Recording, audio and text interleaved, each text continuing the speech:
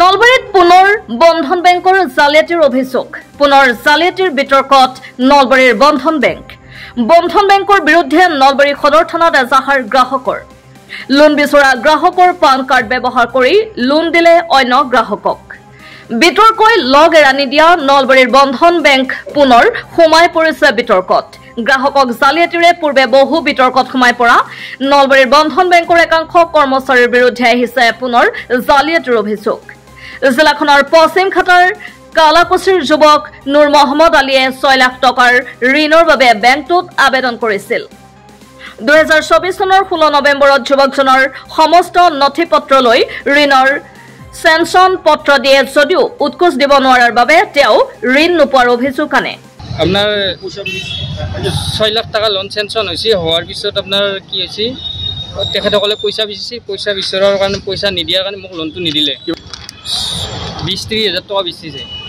কোনে বিচাৰিছে লোন ষ্টাফে। পিছে যুৱকজনে বেংকৰ সৈতে যোগাযোগ অব্যাহত ৰখাত তেওঁক দুদিন পূৰ্বে ঋণ দিয়াৰ প্ৰতিশ্ৰুতিৰে বেংকলৈ মাতি নথি পত্ৰ বিচাৰে।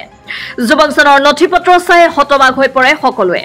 ইতিমধ্যে নলবাৰী বন্ধন বেংকত নুৰ মহম্মদ আলীৰ পান কাৰ্ড দেখুৱাই অন্য এজন লোকে ঋণ লোৱা দেখুৱাই আছে। বেংকৰ কৰ্মচাৰীৰ সহযোগ নহলে কাৰোবাৰ পান কাৰ্ড ব্যৱহাৰ কৰি অন্য লোকে ঋণ ল'ব নোৱাৰাৰ অভিযোগ আনি আজি সন্ধিয়া ভুক্তভোগী যুৱকজনে নলবাৰী সদৰ থানাত এজাহাৰ দাখিল কৰে বেংকটোৰ বিষয়া কৰ্মচাৰীৰ বিৰুদ্ধে। এতিয়া মোক লোন ষ্টাফে ফোন কৰিছে যে তোমাৰ লোনটো ল'ব পৰা হৈছে, তুমি লোনটো লৈ ল। তাৰপৰা মই পৰহি আহি লোনটো ল'লোঁ, যে লোন ফাইলটো লগোৱাৰ পিছত তেখেতসকলে কৈছে যে তোমাৰ পান কাৰ্ডত বদৰুদ্দিন আলী আহে, তাতে গোটেই ৰেকৰ্ডখিনি আছে কম্পিউটাৰত। বদৰুদ্দিন আলী বুলি আপোনাৰ চাইৰা ইলেক্ট্ৰনিক দোকানত পান কাৰ্ডখন ইউজ কৰিছে। যুৱকজনৰ পিতৃৰ স্পষ্ট অভিযোগ, বন্ধন বেংকত ঋণ দিব বুলি পুত্ৰৰ সমস্ত অৰিজিনেল নথি পত্ৰ লৈ কেৱল মাত্ৰ উপঢৌকন দিব নোৱাৰাৰ বাবে 2024 বৰ্ষৰ নৱেম্বৰ মাহত ঋণ নিদিয়ে। পিছে বেংকটোত কিদৰে পান কাৰ্ড জালিয়াতি হল বুলি প্ৰশ্ন তুলি ইয়াৰ এক উচিত তদন্তৰ দাবী জনাইছে যুৱকজনৰ পৰিয়ালে।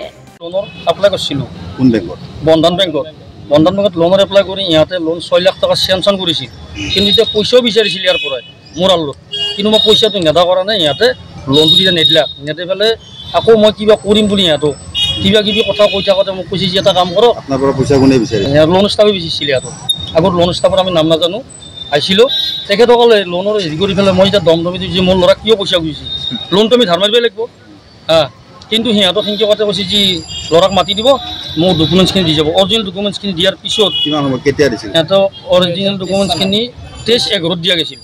23/11 15 তাৰিখত না 15 তাৰিখত দিছোঁ।